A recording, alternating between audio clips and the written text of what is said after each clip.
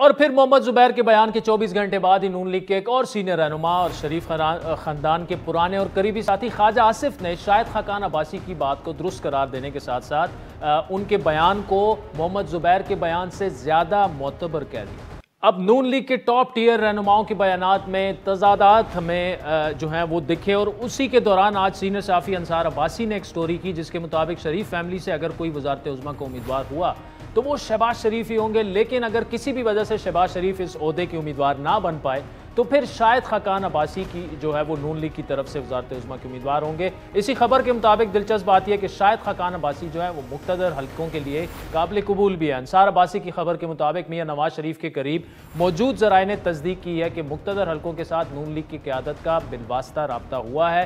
तमाम सूरत हाल में दो बातें सामने आई हैं। एक तो ये कि नून लीग के अंदर फैसला साज जो है वो नवाज शरीफ ही हैं और इसी वजह से पार्टी के अहम रहनुमाओं को शायद मुकम्मल इल्म नहीं और इसी वजह से तजादात सामने आ जाते हैं। दूसरी बात जो अहम है वो ये कि नून लीग जो इस्टेब्लिशमेंट के खिलाफ अभी कुछ माह पहले तक जारहाना रवैये इख्तियार रखे हुई थी, अब वो मुफाहमत की मेज़ पर आ चुकी है, जिसका मतलब ये है कि शहबाज शरीफ अपना बयानिया मनवाने में कामयाब हो चुके हैं और अगले इंतखाबात में पहले नून लीग जो है अपनी इंतखाबी मुहिम में ये रवैया बरकरार रखेगी और तोपों का रुख जो है वो सिर्फ सियासी मुखालिफिन की तरफ ही होगा। तमाम सूरत हाल पर बात करेंगे। नून लीग के सेक्रेटरी जनरल एहसन इकबाल साहब हमारे साथ मौजूद हैं। एहसन इकबाल साहब, बहुत शुक्रिया। शाहिद खाकान अब्बासी और ख्वाजा आसिफ साहब के बयान को अगर दुरुस्त मान लिया जाए तो इसका मतलब कि नून लीग ये फैसला कर चुकी है कि आइंदा आम इंतखाबात के लिए वज़ारत उज़्मा के उम्मीदवार आपकी पार्टी के सदर शहबाज शरीफ साहब होंगे। देखिए आदिल, ये फैसला तो बहुत पहले नवाज शरीफ साहब ने, जब उनको नाअहल करार दिया गया था, तो नवाज शरीफ साहब ने शहबाज शरीफ साहब के हक में फैसला किया था और ये तय पाया था कि जो वक्त दरकार है उन्हें कौमी असम्बली में आने के लिए, उस दौरान शाहिद साहब वज़ीर आज़म होंगे। लेकिन बाद अज़ां शहबाज शरीफ साहब की खुद अपनी दरख्वास्त के ऊपर, चूँकि पंजाब में पावर प्रोजेक्ट्स थे, अहम मनसूबे थे जिनको वो लीड कर रहे थे, तो वो वज़ीर आला के ओहदे पर रहे और पार्टी के सदर जो हैं नवाज शरीफ साहब की नाअहली के बाद से शहबाज शरीफ साहब हैं। तो ये कहना कि पार्टी ने अपना उम्मीदवार बदल लिया है दुरुस्त नहीं है, चूँकि पार्टी की रवायत यही है कि जो पार्टी का सदर होता है वही वज़ारत उज़्मा का उम्मीदवार होता है। तो लिहाजा 2018 से शहबाज शरीफ साहब पार्टी के सदर हैं और उनकी सदारत के अंदर ही पार्टी ने जो बयानिया अडॉप्ट किया है वो है। और हमारा बयानिया ना किसी से सरेंडर का है ना किसी से लड़ाई का है। हमारा बयानिया बड़ा सिंपल और सादा है कि 74 साल हो गए हैं, अब पाकिस्तान को चलना चाहिए और पाकिस्तान सिर्फ आइन की हुक्मरानी पे चल सकता है। सब इदारों को आइन का एहतराम करना चाहिए और एक दूसरे के साथ मिलकर मुल्क को इस इकोनॉमिक मेल्टडाउन से निकालने के लिए काम करना चाहिए। देखिए, हम शायद अंदाजा नहीं हम कितने संगीन बहरान में धंस चुके हैं। ये बहरान मईशत का भी है, ये बहरान सियासत का भी है, ये बहरान मुआशरत का भी है और ये बयान सफारत का भी है। आज आप दुनिया में तनाव एहसन साहब, मैं इसी बुरान पे भी आपसे बात करता हूँ, लेकिन आपके जवाब से मुझे ये अंदाज़ा हुआ कि शहबाज शरीफ साहब जब से पार्टी सदर बने वहीं वज़ारत उज़्मा के उम्मीदवार हैं और वो आगे जाके भी होंगे।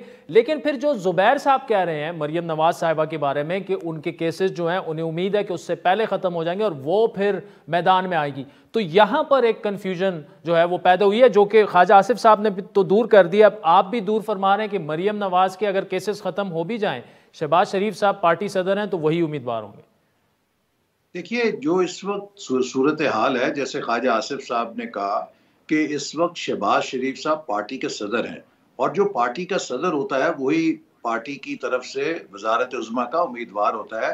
ये हमारी ट्रेडिशन रही है। तो इसलिए पार्टी ने पिछले 3 सालों में अपनी सदारत नहीं बदली जिसके बारे में हम ये कहें कि हमने कोई अपने बयानिए पे समझौता कर लिया या हमने कोई अपना ट्रैक बदल लिया। हम उसी ट्रैक के ऊपर चल रहे हैं और इसके साथ ही इंशाअल्लाह ताला आप देखेंगे अगले इलेक्शन में अब मुस्लिम लीग नून के अलावा कोई ऑप्शन नहीं रह गई, क्योंकि बाकी जो पार्टीज हैं, मिसाल के तौर पे पीपल्स पार्टी वजीर खजाना उधार लेती है, पीटीआई आती है वजीर खजाना उधार लेती है। मैं आपको जिम्मेदारी के साथ कह सकता हूं कि मुस्लिम लीग नून के अंदर आज भी कम अज कम 4 वज़राए खजाना पैनल मौजूद है।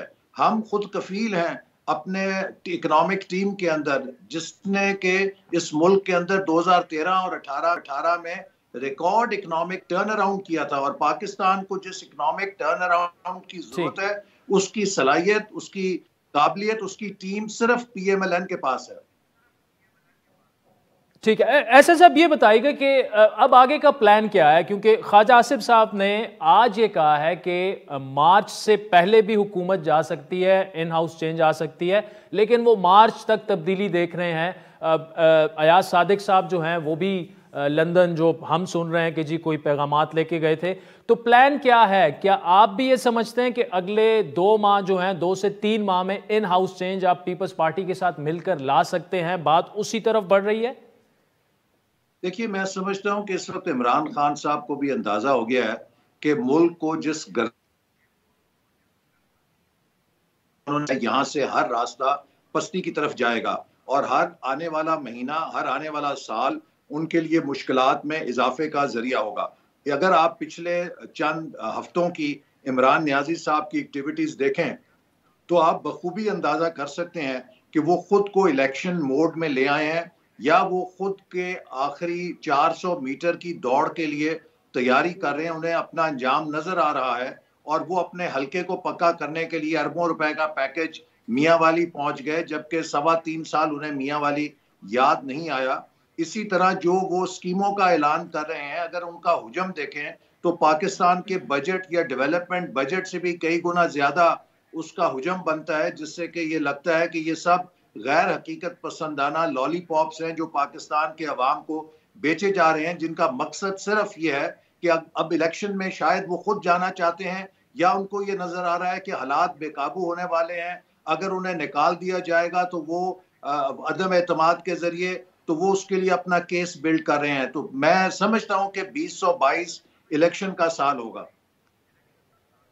ठीक, लेकिन एहसन साहब, क्या अदम एतमाद की शुनीद तो है? क्या कोई तैयारी है? पीपल्स पार्टी से कोई राब्ते हुए हैं? पहले तो नवाज शरीफ साहब नहीं मान रहे थे, क्या अब आप समझते हैं कि नवाज शरीफ साहब मान चुके हैं, इसीलिए ये सारा सब कुछ हो रहा है और वजारत उज़्मा की उम्मीदवार की भी बातें हो रही?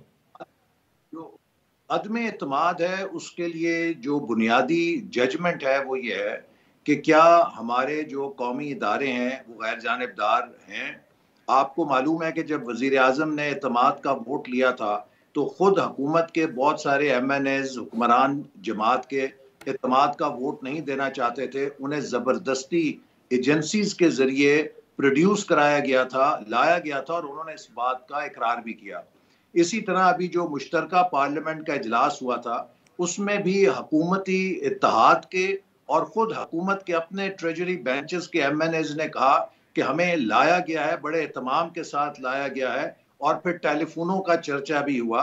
तो जब इस तरह का रियासत की तरफ से मुदाखलत का दरवाजा खुला हो तो अदम एतमाद कामयाब नहीं होता। लेकिन अगर रियासती और कौमी इदारे गैर जानिबदार होंगे तो मेरा ख्याल है कि ये हुकूमत 48 घंटों में अदम एतमाद का सामना नहीं कर सकेगी। हर पीर से जुमेरात अपने पसंदीदा show live with Adil Shahzeb को YouTube पर देखने के लिए डॉन न्यूज के ऑफिशियल YouTube चैनल पर आएं और सब्सक्राइब करके बेल आइकॉन भी प्रेस करें।